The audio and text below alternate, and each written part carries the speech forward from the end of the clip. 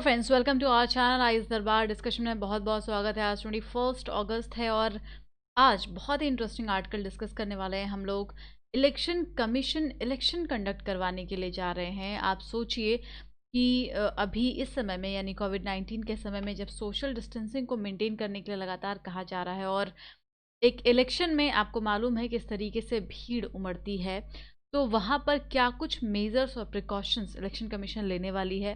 वहाँ पर कैसे चीज़ों का इस्तेमाल होने वाला है, कौन कौन से प्लेटफॉर्म्स का इस्तेमाल किया जाएगा, क्या कुछ नियमों में भी बदलाव किए गए हैं, क्या कुछ कानूनों में अमेंडमेंट किया गया है। तो ये सारी बातें जानने के लिए आज आपको आर्टिकल देखना होगा। And the interesting fact is कि वो आर्टिकल को जानने के लिए थोड़ा-सा इंतज़ार करना पड़ेगा, तो डिस्कशन को ध्यान से सुनिएगा आप लोग। आज के जो भी आर्टिकल हम डिस्कस करेंगे वो सारे ही बहुत इंपॉर्टेंट होने वाले हैं। तो स्टार्ट करते हैं डिस्कशन अपने कोटेशन से। और आज का कोटेशन है, it's the action not the fruit of the action which is important. Martin Luther king का ये फेमस कोटेशन है जो आपको मालूम होगा कि आपका एक्शन बहुत ज़रूरी होता है।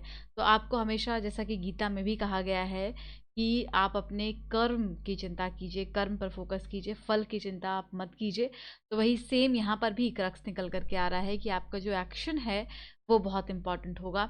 और मैं एक चीज़ और इसमें ऐड करूँगी कि एक्शन मीन्स डज़न्ट मीन कि आप एक ओवरऑल लॉन्ग रन में क्या एक्शन ले रहे हैं। आपके लिए जो आपके छोटे-छोटे एक्शंस होते हैं, आपके दिन भर में अ, अगर आप यूँ कहें कि आपका हर घंटा या हर मिनट में लिया जाने वाला एक्शन बहुत इम्पॉर्टेंट होता है, वो आपकी प्रोडक्टिविटी को कैलकुलेट करता है। तो अवेयर रहिए अपने हर एक एक्शन के लिए, अगर आप चाहते हैं कि अपने गोल तक आप पहुंच जाएं तो। और ये चीज़ हम ओवरऑल कहीं पर भी यूज़ कर सकते हैं, जहाँ पर भी हमें एक एक माइलस्टोन को अचीव करने की बात है, जहाँ पर हम एसडीजी गोल्स को अचीव करने की बात करते हैं, तो वहाँ पर हमें अपने एक्शन पर फोकस करने की ज़रूरत है। यही मतलब इस कोटेशन से निकल करके आता है। तो आई होप आपको क्लियर हो गया होगा। और कैसा लगा कोटेशन, अगर अच्छा लगा तो प्लीज़ लाइक ज़रूर कीजिए वीडियो को। अभी तक जिन्होंने सब्सक्राइब नहीं किया है वो सब्सक्राइब कर दीजिए। आइए आज डिस्कशन में कौन कौन सा आर्टिकल होगा। तो 3 आर्टिकल है आज, लिसन टू द वेबर और tailwind from village and election commission. ये 3 आर्टिकल जो कि बहुत ज़्यादा इंपॉर्टेंट होंगे। हम लोग एक आर्टिकल डिस्कस करने वाले हैं जो रूरल इकोनॉमी पर बेस्ड, और वो एक चीफ इकोनॉमिस्ट ने लिखा है, जो बहुत ही अच्छे आर्टिकल को उन्होंने लिखा है, उसके बारे में हम बात करने वाले हैं।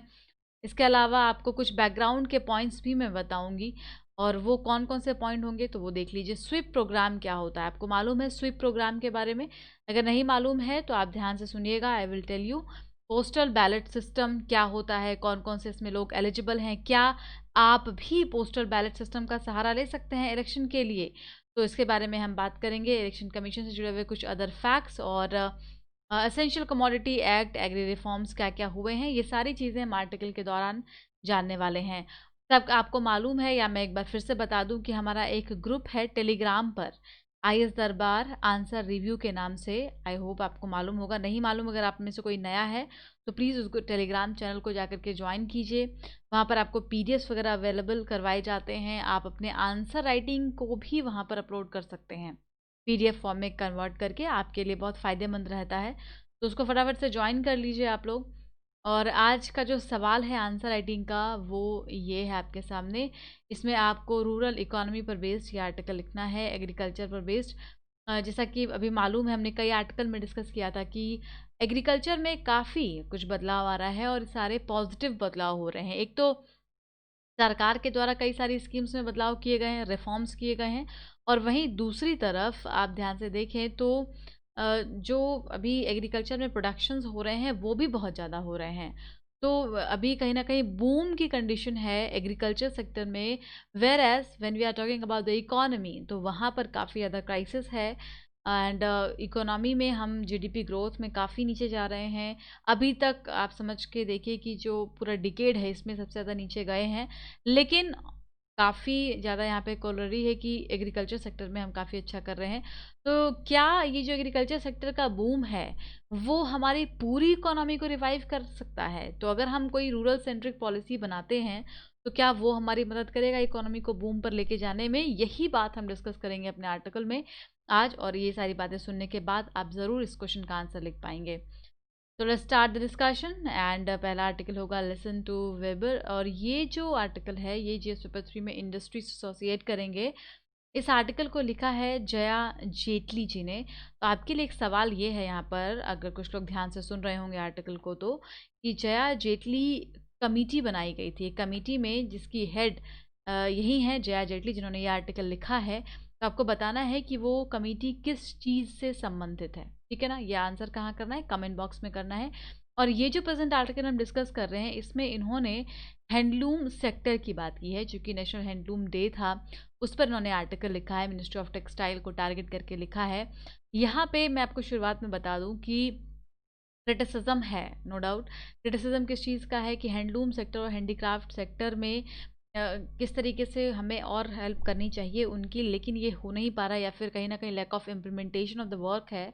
इसकी वजह से जो पॉलिसी है वो इनएडुकेट हो रही हैं और हैंडलूम सेक्टर को इग्नोर किया जा रहा है, ये इनका मानना है।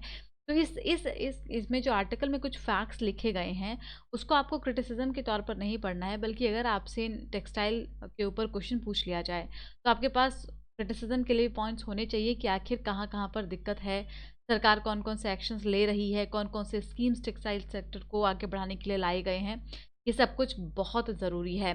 तो इनका कहना है कि इसके लिए प्रॉपर एक ऑर्गेनाइजेशन का बनना बहुत ज़रूरी है, लेकिन अभी तक ऐसा कुछ हुआ नहीं है।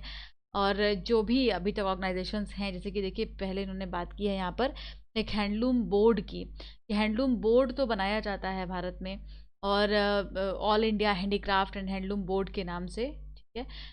यहाँ पे देखिए लिखा हुआ है, लेकिन लेकिन ये जो बोर्ड है, इसने अभी तक कोई भी ऐसा इन्फ्लुएंशियल काम नहीं किया है। इसमें कई बार इसके हेड को भी बदला गया। एक बार तो 1990s की बात है जब टेक्सटाइल मिनिस्टर खुद इसमें चेयरपर्सन के रोल में थे, लेकिन फिर भी ये जो हैंडीक्राफ्ट का सेक्टर है, या जिसे आप जानते हैं कि नॉर्थ ईस्ट वाला रीजन, जम्मू कश्मीर वाला रीजन, यहाँ पे हैंडीक्राफ्ट हैंडलूम्स के लिए सारे बहुत जाने जाते हैं। तो अभी तक इनको फ्लरिश नहीं किया गया है, और इसमें कोई भी ऐसी मीटिंग्स नहीं है जो अपना एक इन्फ्लुएंशियल रोल यहाँ पर क्रिएट कर सके।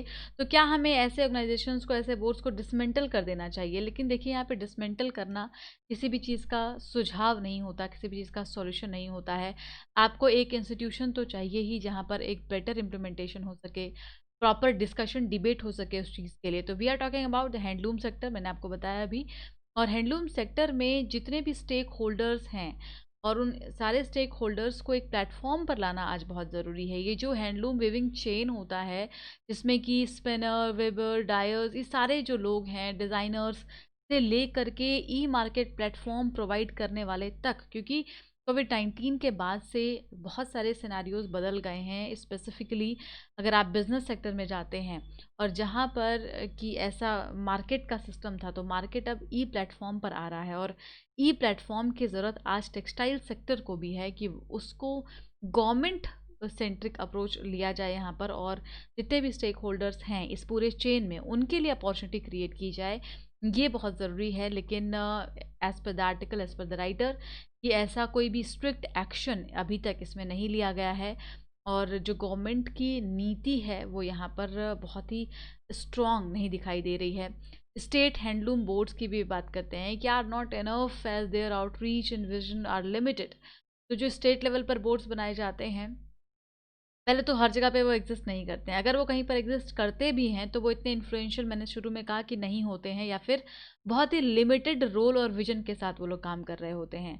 तो आप अभी थोड़ी देर के लिए आप सोचिए कि आपके लिए क्वेश्चन पूछा गया है, आपसे मेंस में क्वेश्चन आ गया हैंडीक्राफ्ट सेक्टर से, क्वेश्चन आ गया आपको टेक्सटाइल सेक्टर में हम कैसे बूम कर सकते हैं, क्या परेशानियां हैं। तो आप वहाँ पर इन चीज़ों को लिख सकते हैं। आप वहाँ पर स्टेट हैंडलूम बोर्ड का जिक्र करते हैं, ऑल इंडिया हैंडीक्राफ्ट और हैंडलूम बोर्ड का जिक्र कर सकते हैं, कि ये जो ऑर्गेनाइजेशंस हैं इनको टीथ प्रोवाइड करने की ज़रूरत है, उनको पावर प्रोवाइड करने की ज़रूरत है, और आज ई प्लेटफॉर्म पर सारे स्टेक होल्डर्स को लाने की ज़रूरत है। एंड सबसे इम्पॉर्टेंट बात क्या इन्होंने यहाँ पर कही है कि आत्मनिर्भर भारत का हम जिक्र कर रहे हैं, राइट। आत्मनिर्भर भारत जो इतना बड़ा अभियान सरकार ने लॉन्च किया है, जिसमें कि आपने क्या कहा है, लोकल के लिए वोकल हो जाइए। तो क्या इस सेक्टर में, जब हम टूरिज्म सेक्टर में आत्मनिर्भर होने की बात कर रहे हैं, हम डिफेंस सेक्टर में आत्मनिर्भर होने की बात कर रहे हैं, तो फिर टेक्सटाइल सेक्टर में आप कैसे आत्मनिर्भर बनाएंगे? इसकी भी एक बहुत बड़ी जिम्मेदारी सरकार को लेनी होगी। इसमें जितने भी डिपार्टमेंट्स एंड मिनिस्टर्स हैं उन सभी को इंक्लूड किया जाना चाहिए, जैसे कि कल्चर है, सोशल जस्टिस, वुमेन, ये सारे मिनिस्ट्रीज और डिपार्टमेंट्स जो हैं it should come under the umbrella of this Atmanirbhar scheme. And the Prime Minister spoke the breaking ministry silos in 2014, and but nothing is visible on the ground. तो थोड़ा सा criticism भी कर रही हैं ये कि जैसा कि बहुत सारे बातें कही गई, प्रोमिसेस किए गए थे, लेकिन अभी तक कुछ भी ग्राउंड पर दिख नहीं रहा है। और एक बार अब फिर से ये आत्मनिर्भर का जो सपना है वो प्रधानमंत्री जी ने लोगों को दिया है। And the new Institute of the Fashion Technologies student and faculties are to guide 9 Weber service centers. तो अब क्या है कि इसमें आप यंग जनरेशन से इसको जोड़ करके देखिए कि जो नए स्टूडेंट्स हैं जो चीज़ में पढ़ाई कर रहे हैं, अब फैशन डिज़ाइनिंग में काम कर रहे हैं, टेक्नोलॉजीज़ के लिए काम कर रहे हैं, फोकस कर रहे हैं, तो उनका एक पार्टिसिपेशन बहुत ज़रूरी है, उनके द्वारा एक पॉजिटिव स्टेप का लिया जाना ज़रूरी है। लेकिन अगर गवर्नमेंट इसमें कुछ कर भी रही है तो उसमें क्या जो छोटे वर्कर्स हैं, जो छोटे हैंडलूम वर्कर्स हैं, क्या वो उसमें आ पाएंगे?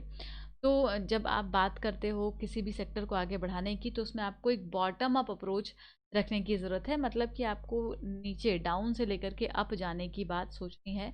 ऐसा नहीं कि जो ऊपर के लोग हैं बस उनका डेवलपमेंट हो और नीचे जो लोग हैं उनका डेवलपमेंट नहीं हो। तो यहाँ पर बॉटम अप अप्रोच होना चाहिए, जो कि कई सारे इकोनॉमिस्ट ने भी कहा है। और एक बार मैंने आपको बताया था कि इस बॉटम अप अप्रोच को लेकर के जो एक नोबेल प्राइज़ भी पहले दिया गया है कि जब हम ऐसे अप्रोच में लेते हैं तो लेयर बाई लेयर सारी चीज़ें नॉर्मल होती चली जाती हैं। So it does not guarantee integrity और इक्वलिटी। तो जब आप इंफॉर्मेशन टेक्नोलॉजी का सहारा ले रहे हैं, ठीक है, इंफॉर्मेशन टेक्नोलॉजी को आज के समय में तो एटलीस्ट किंग माना जा रहा है हर एक सेक्टर में। देखिए, चाहे आप कॉरपोरेट सेक्टर की बात कर लीजिए, आप किसी फूड प्रोसेसिंग सेक्टर की बात कर लें, या फिर आप टेक्सटाइल सेक्टर की बात कर लें। आज डिजिटलाइजेशन जो है और इवन कोविड-19 के अटैक के बाद रैपिडली स्प्रेड हुआ है, इसमें आप डेफिनेटली आईटी को एक किंग बना सकते हैं। बट क्या आईटी जो इंफॉर्मेशन टेक्नोलॉजी का सेक्टर है, क्या वो इंटीग्रिटी और इक्वलिटी को इंश्योर कर पाएगा?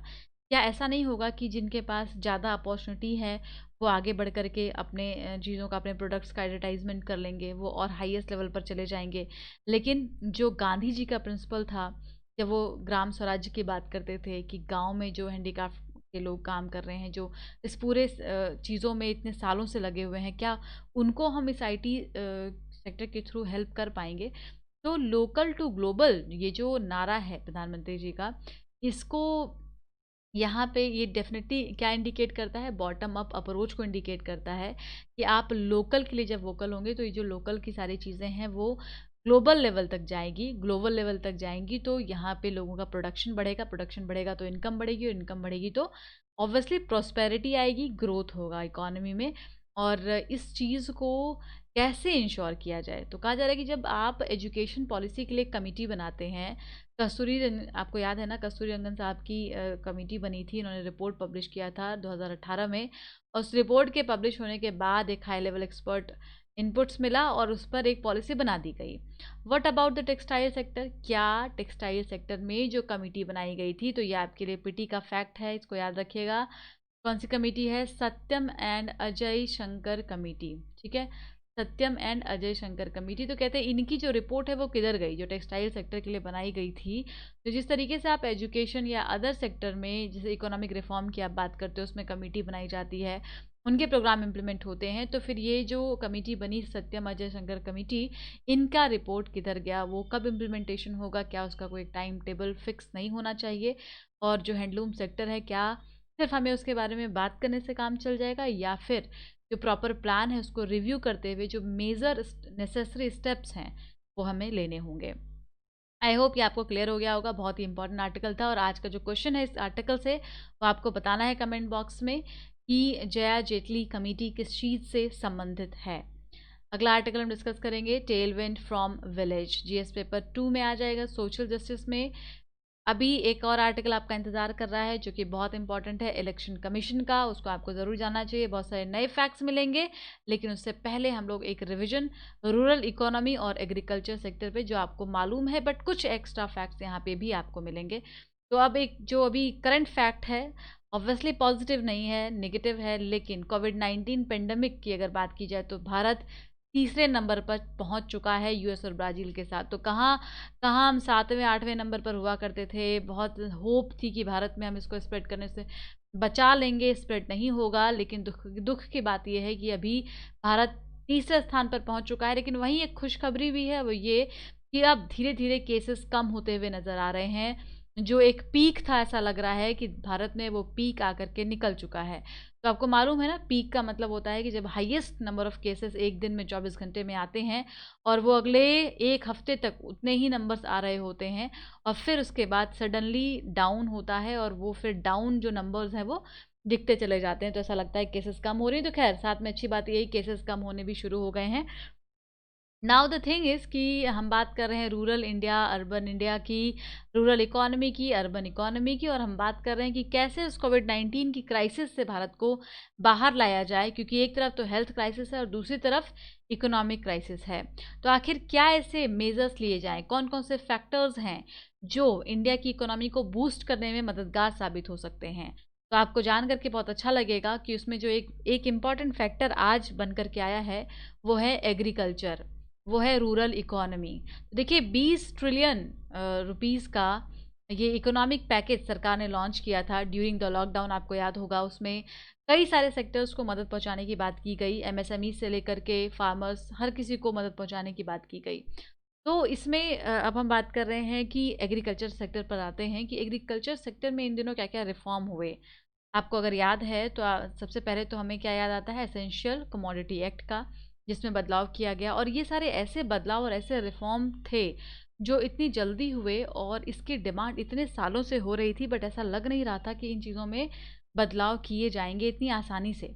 तो एसेंशियल कमोडिटी एक्ट में जो लूपहोल्स थे, इसमें फूड क्रॉप को बाहर कर दिया गया ताकि इस फार्मर्स को आज़ादी मिल सके अपने क्रॉप्स को बेचने की, उगाने की। और उसके बाद दूसरा इसमें क्या बदलाव किया गया है सरकार ने एग्रीकल्चर सेक्टर में, कि 10% हाइक किया। ये आप रूरल इकोनॉमी की अगर बात करें तो मनरेगा का जो मिनिमम वेजेस है उसमें 10% हाइक किया गया। हालांकि इसके क्रिटिसिज्म को तो हम डिस्कस किए हुए हैं आर्टिकल में। तो देखिए, आप जब किसी भी नए आर्टिकल को पढ़ रहे हैं या हर दिन हम डिस्कशन में आते हैं, तो हमें अपने पिछले वाले इन्फॉर्मेशन को ऐड करते जाना है, तभी हमारा फ़ायदा होगा। कि अगर हम मनरेगा का जिक्र कर रहे हैं तो मनरेगा में पहले क्या था, या क्या क्या क्रिटिसिज्म इस पर हमने किया है, क्या हमने पॉजिटिव फैक्टर्स की बात की है। आपको याद होगा कि 100 से 150 दिन करने की बात भी कही बहुत सारे लोगों ने, कि 150 दिन कर दिया जाए। फिर किसी ने क्रिटिसिज्म किया कि भाई ये तो 40 से 45 दिन भी जॉब प्रोवाइड नहीं कर रहे हैं। तो यहाँ पर हम पॉजिटिव चूँकि चीज़ों को देख रहे हैं, तो 10% तक हाई किया गया है मिनिमम वेजेस में। और इसके अलावा 6 मंथ्स का प्रोग्राम भी गवर्नमेंट ने लॉन्च किया है, जहाँ पर फ्री राशन प्रोवाइड किया जा रहा है हाउस होल्ड्स को देश में, जो भी गरीबी रेखा के नीचे हैं उनको। तो जिनके पास की राशन कार्ड है, तो राशन कार्ड के थ्रू उनको ये सारी स्कीम्स प्रोवाइड की जा रही हैं। ठीक है। और अब अगर एग्रीकल्चर में बात करते हैं, प्रोडक्शन में बात करते हैं, तो अभी भारत में प्रोडक्शन बूम पर है। वो कैसे? तो अभी जो खरीफ फसल था, उसमें भी काफ़ी अच्छा प्रोजेक्शन है। इसके पहले अगर हम रबी की बात करें, रबी फसल में भी जो हार्वेस्टिंग हुआ उसमें बूम रहा। इसके अलावा जब एफसीआई के स्टोरेज की बात करते हैं, तो एफसीआई के पास भी एक दिन डिस्कस किया था हमने कि 2.3 टाइम्स ज़्यादा स्टोरेज अवेलेबल है। तो इस तरीके से अगर हम फूड क्रॉप की बात करते हैं, फूड प्रोडक्शन की बात करते हैं, अवेलेबिलिटी की बात करते हैं, तो हर एंगल से अभी इंडिया बूम पर है। यानी इस एग्रीकल्चर सेक्टर में सारी चीज़ें नॉर्मल चल रही हैं, which should eventually support rural consumer confidence. और इस तरीके से रूरल एरिया में जो कंज्यूमर है उनका कॉन्फिडेंस इससे बिल्ड होता है। नाउ ये कैसे हेल्प कर सकता है ओवरऑल इकोनॉमी को, ये बहुत इंपॉर्टेंट फैक्टर है। And the combination of good production, better price, large physical transfer may provide a material Tailwind for the rural economy. तो ये सारे जो फैक्टर अभी हमने डिस्कस किया, कि अच्छे प्रोडक्शन का होना, ठीक है, अच्छे प्रोडक्शन का होना, बेटर प्राइस का मिलना क्योंकि बहुत सारे रिफॉर्म्स कर दिए गए कानूनों में, लार्ज फिजिकल ट्रांसफ़र का होना, ये क्या करेगा रूरल इकोनॉमी में, एक तो कॉन्फिडेंस पैदा करेगा और उसको बूस्ट करेगा, और इसका जो एड ऑन है वो पूरे भारत की इकोनॉमी में होता चला जाएगा। तो with the basic cost like spending on food grain being partly covered through the physical transfer and rural saving have still Ryzen. तो रूरल एरिया में जो सेविंग्स हैं वो अभी लगातार बढ़ रहे हैं। वहीं सरकार के द्वारा भी कई सारे स्कीम्स के थ्रू डायरेक्ट बेनिफिट ट्रांसफ़र किया जा रहा है किसानों के अकाउंट में, जैसा कि आप जानते हैं। और गवर्नमेंट सपोर्ट्स प्रोग्राम्स में lead to movement of the worker from urban to rural area. अब लोग क्या हो रहा है, चूंकि मनरेगा में जॉब बढ़ा दिया गया, उसके बाद प्रधानमंत्री एक और कई सारी योजनाएं आई हैं जिसके थ्रू रोजगार प्रोवाइड किया जा रहा है, रोजगार योजना आई हैं।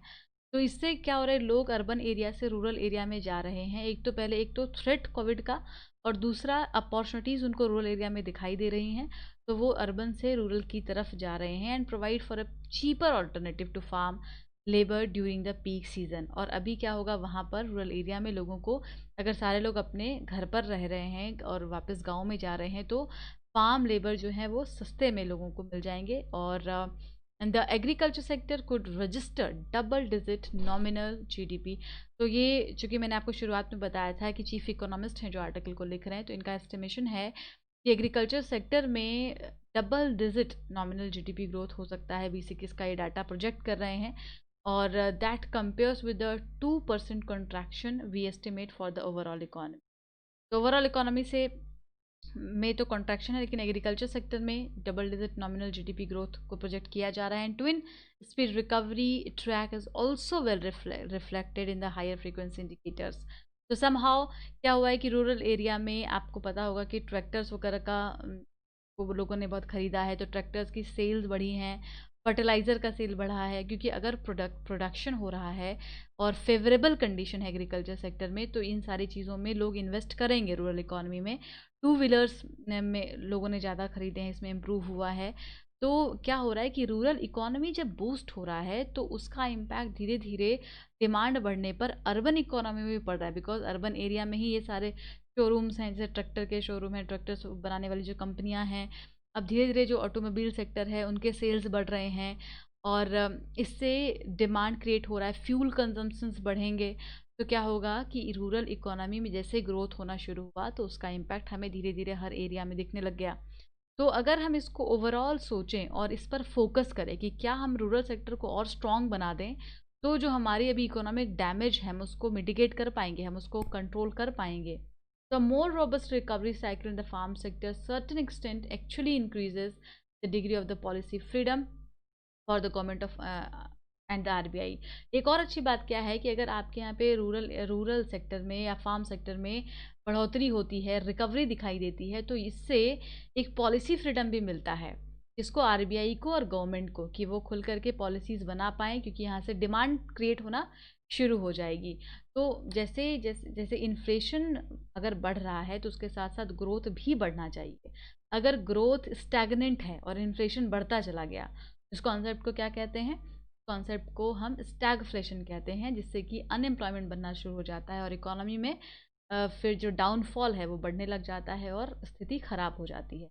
तो अगर यहाँ पर रिकवरी साइकिल हम देख पा रहे हैं रूरल एरिया की में रिफॉर्म की वजह से, इकोनॉमिक इम्प्रूवमेंट की वजह से, तो ये गवर्नमेंट और आरबीआई दोनों को ऑप्शंस देता है कि वो अपने लिए पॉलिसीज़ बना सकें। नाउ द थिंग इज़ कि जो डिस्क्रिशनरी स्पेंडिंग है उसका बहुत इंपॉर्टेंट रोल होगा, और अर्बन एरिया में अगर इनकम को बढ़ाया जा रहा है और स्पेंडिंग को बढ़ाया जा रहा है, तो नो डाउट वो फास्टर इकोनॉमिक रिकवरी तो नहीं करेगा, लेकिन वो फिजिकल फाइनेंस को ज़रूर इम्प्रूव करेगा and boost the government's ability to spend the pro cyclic man. और ऐसे ही अगर हम इंडियन इकोनॉमी को आगे बढ़ाना चाहते हैं, इस आउटब्रेक से बाहर लेकर के आना चाहते हैं, तो ये जो छोटे छोटे पॉलिसी मेजर्स हैं, it will work and will come out of this crisis. अगला आर्टिकल देखते हैं, द कोरोना इलेक्शन। आपको मालूम है बिहार में इलेक्शन होने वाला है, और उसके लिए आपने वर्चुअल कैंपेन्स देखे होंगे।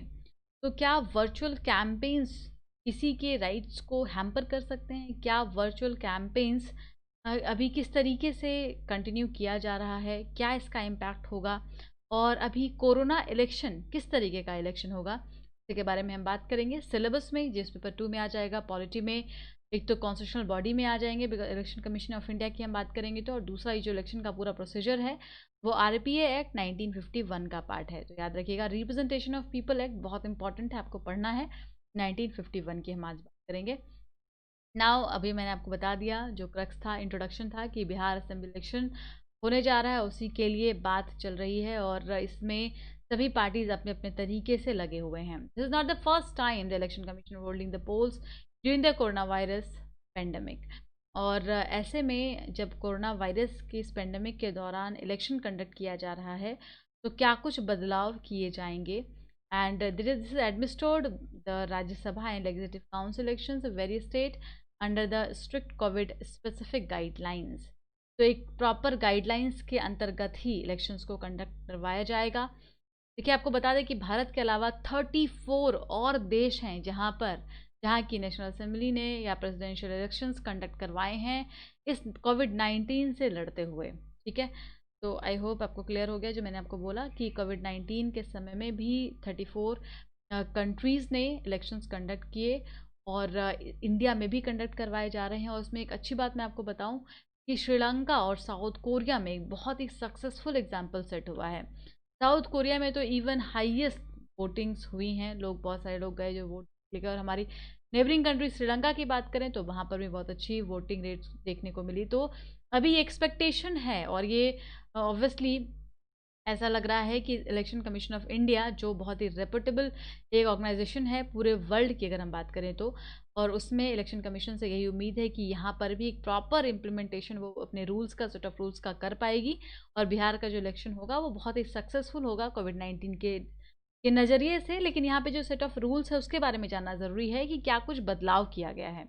देखिए, इस रूल्स के अकॉर्डिंगली सबसे पहले जो नंबर ऑफ इलेक्टर्स हैं पर पोलिंग बूथ उसमें 1000 कर दिया गया है, उसको रिड्यूस कर दिया गया है। 1500 से इलेक्टर्स को घटा करके 1000 कर दिया गया है। साथ में ऑक्सिलरी पोलिंग स्टेशंस बनाए जा रहे हैं। ऑक्सिलरी पोलिंग स्टेशंस में जो ओवर क्राउडिंग है उससे बचा जा सकता है। इसके बाद ओवर क्राउडिंग से बचने के लिए दैट काउंटिंग सेंटर्स में जो पहले टेबल्स होते थे उसमें 14 लोग होते थे, उसको 7 पर कर दिया गया है, रिड्यूस कर दिया गया। मतलब जो वर्क फोर्स है पहले तो यहाँ पर उसको आधा कर दिया जा रहा है, आप ध्यान से देखिए। उसके बाद जो पोलिंग स्टेशन है उसको ऑक्सिलरी बनाने की कोशिश की जा रही है। उसके बाद यहाँ पे जो वोटिंग सिस्टम है उसमें भी बदलाव किया जाएगा। एंड लेकिन एक फियर भी है जो अपोजिशन पार्टी के पास कि जो स्टेट इलेक्शन हो रहे हैं उसमें क्या कुछ डिसीजन होता है, किस तरीके से लोग वोट करेंगे, ये सब कुछ बहुत मैटर करेगा। एक और इम्पॉर्टेंट बात ये है कि पोस्टल बैलेट ऑप्शन को भी दिया जा रहा है सीनियर सिटीजन को जो 80 ईयर्स से ज़्यादा उम्र के हैं। एक यहाँ पे मैं आपको करेक्ट करना चाहूँगी, हाल ही में एक अमेंडमेंट हुआ है, जून की बात है, और उसमें अमेंडमेंट में पोस्टल बैलेट ऑप्शन में जो 80 ईयर एज आप देख रहे हैं इसको कम करके 65 ईयर कर दिया गया है कि 65 ईयर की उम्र से ज़्यादा के जो व्यक्ति हैं, सीनियर सिटीजन हैं, उनके लिए भी पोस्टल बैलेट ऑप्शन को दिया जाएगा। ठीक है, तो पोस्टल बैलेट ऑप्शन में अभी तक कौन कौन से लोग आते हैं ये भी एक बहुत अच्छा पीटी का फैक्ट होता है। तो जितने आर्म फोर्सेस में या सर्विस प्रोवाइड करने वाले लोग हैं जो इलेक्शन के दौरान पोलिंग बूथ पर होते हैं, जो इलेक्शन कंडक्ट करवा रहे होते हैं, वो इस पोस्टल बैलेट ऑप्शन को यूज़ करते हैं। और इसके अलावा भी एक दो लोग और हैं जो इसमें आते हैं। तो आपको ये वाला फैक्ट बहुत से क्लियर रखना है कि कौन है जो पोस्टल बैलेट ऑप्शन को यूज़ कर सकते हैं और कौन नहीं कर सकता है, ये भी पता होना चाहिए। तो इसमें अभी फ़िलहाल अगर कोविड-19 की बात करें तो जो अभी कोविड पॉजिटिव हैं लोग, उनके लिए भी ये वाला ऑप्शन रखा गया है ताकि वो बूथ पर ना जाएं और उससे स्प्रेड ना हो वायरस, इसलिए भी ये वाला ऑप्शन कंटिन्यू किया जाएगा।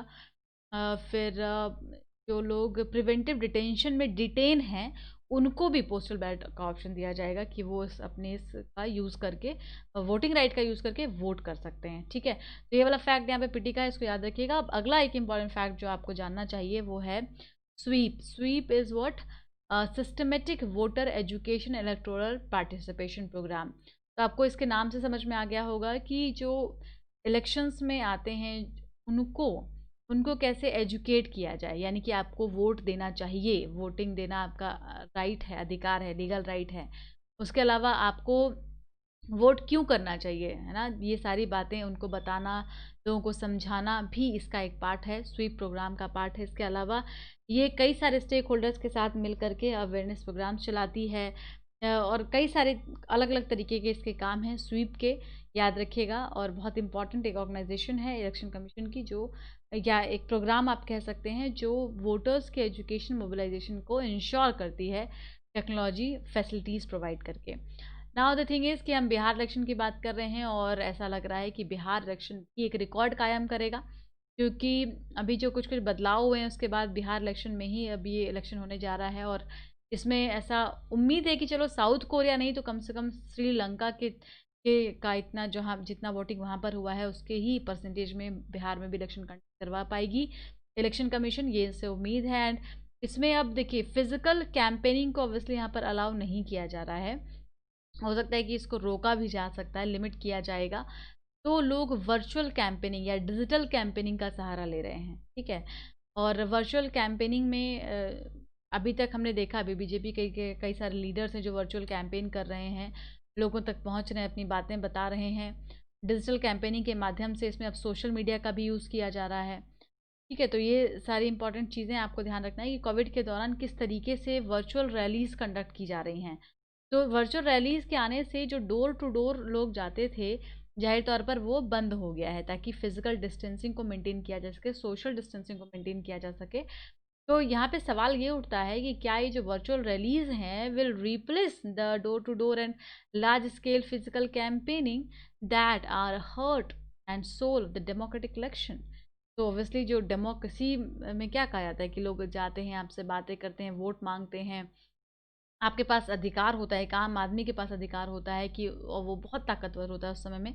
तो क्या ये सारी चीज़ें रिप्लेस हो जाएंगी? तो कहा जा रहा है नॉट रियली, ऐसा बिल्कुल भी नहीं है। Virtual rallies have their own limitations, rallies की भी अपनी एक लिमिटेशंस हैं, और उसको भी इसमें देखा जाएगा।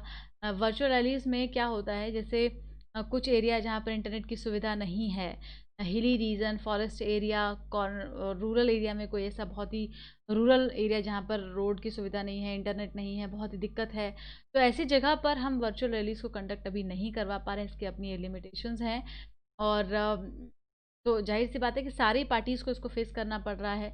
कई सारी जगह पे लोगों के पास स्मार्टफोन्स अवेलेबल नहीं हैं, लेकिन यहाँ पे ये भी एक दूसरा ऑप्शन ये भी है कि जिस तरीके से मोदी जी ने अपने स्पीच में भी कहा था कि आज रूरल इंडिया में as compare to urban area ज़्यादा इंटरनेट की एक्सेसिबिलिटी है, ज़्यादा इंटरनेट इस्तेमाल किया जा रहा है। तो यहाँ पर फिर उसका भी असर देखने को मिलेगा कि अभी जब जब वर्चुअल कैंपेन चल रहा है उसके थ्रू लोगों को अवेयर किया जा पाएगा। और एक्सपेंसिव कम्युनिकेशन मोड ये हो सकता है, और क्योंकि इसमें क्या है, जो other other social media platforms हैं उनको यूज़ किया जा रहा है। The problem of equal opportunity also exist on the other mode of digital campaigning social media. तो सोशल मीडिया पर अब हर किसी को इक्वल अपॉर्चुनिटी मिले, यहाँ पर एक प्रॉब्लमेटिक सिचुएशन आ सकती है, क्योंकि जो भी अभी पावरफुल गवर्नमेंट हो या इन्फ्लुएंशियल गवर्नमेंट हो, वो सोशल मीडिया को ज़्यादा कैप्चर कर सकती है, जैसे कि गूगल, फेसबुक वगैरह हैं, वहाँ पे ज़्यादा से ज़्यादा इन्वेस्टमेंट हो सकता है। तो कहाँ पर कितना पैसे का इन्वेस्टमेंट किया जाना चाहिए, ये सारे एक सेट ऑफ रूल्स में ही आने चाहिए। सोशल मीडिया का इक्वल एक्सेस हर पार्टी के पास हो, ये बहुत ज़रूरी होगा। एंड अगर हम सोशल मीडिया के अलावा बात करें, अदर दैन दिस फंडिंग अगर हम डिस्कस करें, तो उसमें आता है that the another task is to real the social media campaigning fake news and the propaganda, hate propaganda.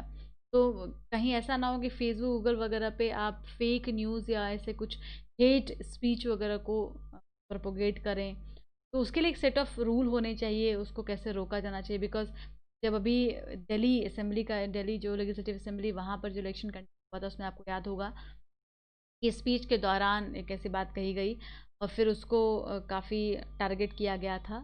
तो वो सारी चीज़ें यहाँ पे भी दिख सकती हैं। और probability of physical campaigning being limited on the focus of all political parties and their candidate would be on the digital mode, allowing the social platform to be flooded with the problematic। तो obviously ऐसा हो सकता है कि सारे जो physical campaign जिनको कि लिमिट कर दिया गया है, वो सारे लोग अब वर्चुअल कैंपेनिंग पर आ जाएंगे। तो सोशल मीडिया प्लेटफॉर्म पे एक तो ऐसे ही लोग अपने सारे बताते रहते थे, अपने व्यूज़ रखते रहते थे, अब क्या होगा, वो और ज़्यादा प्रॉब्लमेटिक हो जाएगा। तो उसको भी हैंडल करना अपने आप में एक बहुत बड़ा चैलेंज है, एक बहुत बड़ा प्रॉब्लम है। तो उसको लेकर के क्या कुछ रूल्स रेगुलेशंस स्ट्रिक्टनेस है वो होना चाहिए। And election commission however consider the relaxing and student norms against the old tradition method of wall painting, posters, flags। तो ऑब्वियसली इलेक्शन कमीशन के पास तो सारे पुराने वाले मेथड्स हैं कि ये नहीं होना चाहिए, वो नहीं होना चाहिए, बट वर्चुअल कैंपेनिंग को लेकर के क्या आप नए कोड ऑफ एथिक्स डिज़ाइन करती है इलेक्शन कमीशन ऑफ इंडिया, कैसे सोशल मीडिया प्लेटफॉर्म पर चीज़ों को कोलैबोरेट करती है, और वहाँ पर क्या टफ रूल्स को इम्प्लीमेंट किया जाता है ये आगे वक्त बताएगा। और जो न्यूट्रलिटी का कॉन्सेप्ट है उसको इंश्योर करना आज सबसे बड़ा चैलेंज है, और वो इंश्योर करना सबसे ज़्यादा ज़रूरी ही है अकॉर्डिंग टू द आर्टिकल। और बिहार के इलेक्शन में एक बहुत अच्छी अपॉर्चुनिटी है इलेक्शन कमीशन के पास कि वो अपनी एफिशिएंसी को साबित कर सकते हैं कि जिस तरीके से बाकी देशों में इलेक्शन कंडक्ट हुए, साउथ कोरिया और श्रीलंका ने एग्जाम्पल सेट किया, वैसे ही इलेक्शन कमीशन ऑफ इंडिया भी एक अच्छा एग्जाम्पल सेट करेगा, इसकी उम्मीद हर। अब आज आपको क्वेश्चन दिए गए हैं करंट अफेयर्स के, में करंट अफेयर्स से। तो देखिए 43rd नंबर क्वेश्चन है यहाँ पर आपके सामने। फिर ये सारे क्वेश्चन को आपको सॉल्व करना है। कल के क्वेश्चन का भी आंसर दिया गया है, जैसा कि आपने देखा होगा 38 से लेकर 41 नंबर तक क्वेश्चन आपसे पूछा गया था। इन सब के आंसर्स को आप देख लेंगे एक बार। थैंक यू सो मच, आज के लिए इतना ही, कल फिर मिलते हैं। Thanks lot, keep starring.